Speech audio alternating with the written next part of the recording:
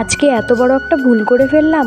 এমন ভুল করেছি এখন আমাকে কান্না করতে হচ্ছে। রাত ভোর মনের মধ্যে এত চিন্তা নিয়ে ঘুম হয়নি, শুধু মনটা খারাপ হয়েছে আর কান্না করেছি। হ্যালো বন্ধুরা, শুভ সকাল। আলিপুরদুয়ার জেলার একটি ছোট্ট গ্রাম থেকে আমি বিশাখা আমার নতুন ব্লগে তোমাদের সবাইকে স্বাগত। সারাদিন শুয়ে বসে ল্যাদ খেয়ে এখন যাচ্ছি গাছের মধ্যে জল দিতে। তো এই বালতিটার মধ্যে লাগিয়েছিলাম লঙ্কা গাছ, দেখছি জলগুলো সব শুকিয়ে গেছে। কতদিন ধরে কিন্তু বৃষ্টি নেই। এই যে দইয়ের হাঁড়িগুলো দেখছো, এগুলোতে যে টাইম ফুলের গাছ লাগিয়েছিলাম না, এগুলোতেও জল শুকিয়ে গেছে। তো কয়েকটার মধ্যে এগুলোর মধ্যেও আমি জল দিয়ে দিয়েছি। আর এই বারান্দাটার অবস্থা দেখো, 1 মাস ধরে কিন্তু বারান্দাটা ন্যাপা হয় না। আজকে নেপি কালকে নেপি এই করে করে দিন যায় আর ন্যাপা হয় না। দিনটা কিন্তু ছিল ভীষণ সুন্দর, নীল আকাশ, গাদা গাদা মেঘ উড়ে যাচ্ছে আর প্রচুর হাওয়া ছিল। একদম আরামেরই দিন বলে বোঝানো যাবে না। এই এত সুন্দর আকাশটা দেখে মনে হয় সারাদিন আকাশের দিকেই তাকিয়ে থাকি, আকাশের থেকে চোখই ফেরাতে ইচ্ছে করে না। আর এই দিকে দেখো আমার ঠাম্মা, উনি কিন্তু ঠিক করে চলাফেরা করতে পারে না, জানি না কি অসুখ হয়েছে, হাঁটতে পারে না ঠিক মতো। আর এই দিকে এত গরমে খাচ্ছি একটু পরে পরে জল। সারাদিন শুয়ে বসে থেকে এখন কিন্তু কাজে লেগে গেছি। এখন তো আর শুয়ে বসে থাকলে হবে না, এখন তো বিকালের কাজগুলো সারতে হবে। হাওয়ায় নিম গাছের পাতা পড়ে উঠোনটা একদম বরবাদ হয়ে গেছে, দেখে কেউ মনেই করবে না যে বাড়িতে মানুষ থাকে। আর এই দিকে আমি আবার এই টবগুলোতে পড়েছিল নিম গাছের পাতা, তো এইগুলো আবার পরিষ্কার করে দিচ্ছি। এগুলো তো আর ঝাড়ু দিয়ে পরিষ্কার করা যাবে না। আমাদের বাড়িতে এত মশা বলে বোঝানো যাবে না, একটু বসলে বা দাঁড়ালে তোমাকে একদম গোলুমোলু বানিয়ে দেবে। এই যে উঠোনে এত পাতা পড়েছে, এগুলো তো পরিষ্কার করতে হবে, তো আমি লেগে পড়েছি ঝাড়ু দিতে। তো এখন ভাবলাম আগে কাপড় চোপড়গুলো নিয়ে নিই, তারপর ঝাড়ু দিই। যারা এখনো বিয়ে করোনি, মেয়ে মানুষ, আনম্যারিড, তাদেরকে বলছি যা সুখ করার বাপের বাড়িতেই করে নাও, পরে কিন্তু পস্তালেও কাজে দেবে না। বিয়ের আগে সারাদিন মা চিল্লাচিল্লি করতো, অথচ মায়ের কথা কোনো দামই দিতাম না, সেই ল্যাদ খেয়ে শুয়েই থাকতাম। মা পরে চিৎকার করতে করতে অধৈর্য হয়ে কিন্তু নিজেই সব কাজ করে নিত। আর মেয়েবেলায় একটা কমন কথা, রাগ উঠলে বা কষ্ট পেলে বাপের বাড়িতে, যে একবার বিয়েটা হতে দাও, আর জীবনে তোমাদের বাড়ি যাব না, আর আসবো না, দেখবে তখন কেমন লাগে। একটা ইন্টারেস্টিং কথা কি জানো, ওই যে আমাদের ঠাকুর ঘরের ওপরে নিম গাছটা দেখছো না, আমার বাবার বাড়িতে কিন্তু নিম গাছ নেই। বিয়ের আগে সবাই মিলে আগের দিন প্ল্যান করে রাখতাম, তারপর ভোরবেলা উঠতাম, ভোরবেলা উঠে সবাই মিলে নিম পাতা চুরি করতে যেতাম। ভাবা যায়? আর এখন নিজে বাড়িতে গাছ আছে তো কোনো কাজে লাগাই না। আর দেখো আমার অবস্থা দেখো, উঠোনে এত ঘাস হয়েছে তবু কিন্তু পরিষ্কার করি না, কেমন লোক আমি। তো আজকে ঝাড়ু দিতে দিতে ভাবলাম যে ঘাসগুলো একটু তুলি, যেগুলো টেনে তোলা যায় তুলে ফেলি। আজকে এমনিও একটু ফাঁকা ফাঁকা লাগছে, তোমাদের লাগছে কিনা জানি না, কিন্তু আমার কিন্তু লাগছে। কেন জানো? আজকে কিন্তু তোমাদের দাদাভাই গেছিলো কাজে। তো আমি বিয়ে হওয়ার পর কিন্তু কোনোদিনও কাজে যেতে দেখিনি, কারণ ওর কথা হলো ওর, প্লাস ওর বাবা মার কথা হলো জমি আছে, জমিগুলো কে দেখবে আমি যদি কাজ করি। আর বাবা মার বয়স হয়েছে, ওরাও তো করতে পারবে না, না এখন তো আমারই করতে হবে। তো যাই হোক, আমার শাশুড়ি মার কিন্তু জ্বর, আর উনি কিন্তু খাওয়া দাওয়া ঠিক করে করছে না, শুয়ে আছে, জ্বরের জন্য কিছু খেতে পারছে না।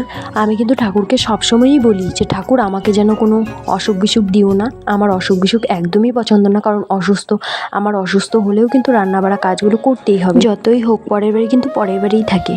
কথাই কিন্তু বলে যে শাশুড়ি কখনো মা হতে পারে না, আর বৌমা কখনো মেয়ে হতে পারে না। সে তুমি যতই ওনার মেয়ের মতন হতে চাও, কিন্তু ওনার কাছে কিন্তু ওনার মেয়েই বেস্ট। এটা শুধু একবারই কাহিনী না, এটা কিন্তু দুনিয়া জুড়ে একই কেস। অমুকের বউ ভালো, অমুকের বউ মন্দ, এই জিনিসটা কিন্তু পাড়ায় গিয়ে গীত গাওয়া শাশুড়িদের কিন্তু একটা বেস্ট স্বভাব। এই দিকে আমি ঠিক আছি, কারণ আমার শাশুড়ি কিন্তু আজ পর্যন্ত আমাকে কোনোদিনও খারাপ বলেনি, কারণ খারাপ দেখলে তো খারাপ বলবে, খারাপ কখনো দেখেনি, খারাপ বলবে কিভাবে। আর যদি বলি আমার শ্বশুর মশাইয়ের কথা, উনি তো মা ছাড়া আমাকে ডাকেনি না, মা মা বলেই সবসময় ডাকে। তারপরও যেটুকু ভালোবাসা পাই একদম আজাহা, এর চেয়ে বেশি আশা করাও ঠিক না, কারণ আমি পরের বাড়ির মেয়ে, এই কথাটা আমাকে মাথায় রাখতে হবে। একই ফ্যামিলিতে মিলেমিশে খেতে গেলে কত ঝামেলা হবে, আবার ঝামেলা বাঁধবেও আবার সারবেও। ওই নিয়ে কিন্তু তেজ ধরে বসে থাকলে কিন্তু চলবে না। কোনো কোনো কথায় আছে অনেক খারাপ লাগবে, কিন্তু ওই খারাপ লাগাগুলো মাথা থেকে আউট করে নিতে হবে। কথা মনের মধ্যে আটকে রাখলে বা জমাট বেঁধে রাখলে কিন্তু জীবনেও সংসার হবে না, জীবনে না। এরকম সংসারে কিন্তু অশান্তি লেগেই থাকবে। আমাদের সংসারে কিন্তু অনেক শান্তি আছে, একবেলা মাছ ভাত খেয়ে আরেকবেলা নিরামিষ খেলেও কিন্তু অনেক সুখে আছে। নোংরা পাতাগুলো গাবলায় ভরে কিন্তু ফেলে দিয়েছি, ওইগুলো ওই পাশে নেওয়া যাবে না, কারণ অনেকগুলো জমা হয়েছে। আর এইদিকে তোমাদেরকে কিন্তু সূর্যাস্ত দেখাতে চেয়েছিলাম, কিন্তু বাঁশ ঝোপটার জন্য কিন্তু দেখা যাচ্ছে না। তো যাই হোক, এই দেখো দোলায় কিন্তু জলও শুকিয়ে এসছে। আর ওইদিকে কতগুলো পোলাপাইন খেলছিল, এই পোলাপাইনগুলোকে দেখে নিজের ছোটবেলার কথা কিন্তু মনে পড়ে যায়। সেই স্কুল ছুটির কোনো রকম ব্যাগটা ফেলে এই যে দৌড়ে খেলতে চলে যেতাম, আর মা তো ডেকেও কুল পেত না, সন্ধে হলেও বাড়ি আসতাম না। তারপর লাঠি নিয়ে যখন কঞ্চি নিয়ে কিন্তু দৌড়ে যখন যেত তখন কিন্তু আবার চলে আসতাম। তো যাই হোক, সবগুলো কিন্তু কিউটের ডিব্বা। আর বাচ্চা পোলাপান মানেই কিন্তু ভগবানের স্বরূপ। ওহো, এই যা আমি অর্ধেক উঠোন ঝাড়ু দিয়েই কিন্তু ভিডিও করতে চলে এসেছি। আর রাস্তার ওই দিকের উঠানটা কিন্তু বাকি ছিল, তো ঝটপট মনে পড়তেই কিন্তু আবার চলে গেলাম ঝাড়ু দিতে। আমাদের কিন্তু বাজপাটও কাটছে বাবা, বাজপাট কতগুলো জাগও দিয়ে দিয়েছে। আর এই দেখো এইগুলো কেটেছে, আর ওইদিকে ওই যে ওগুলো কেটেছে। রাস্তায় গরু বেঁধেছিল, ওইখানের গোবরগুলো ফেলে দিচ্ছি।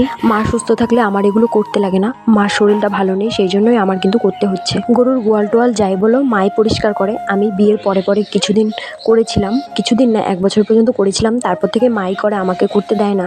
আর এত কাজ করে দেখো আমি ঘেমে কিন্তু শেষ হয়ে গেছি। সব কাজ সেরে কিন্তু রাতে আবার গা ধুয়ে নিয়েছিলাম। আজকে একটা কাণ্ড হয়েছে, আমি যখন রান্না করছিলাম আমাদের ওই বাছুরটা দেখো না, ওই বাছুরটা না ঠাস হয়ে পড়ে গেছিল, মার সাথে বাঁধা ছিল।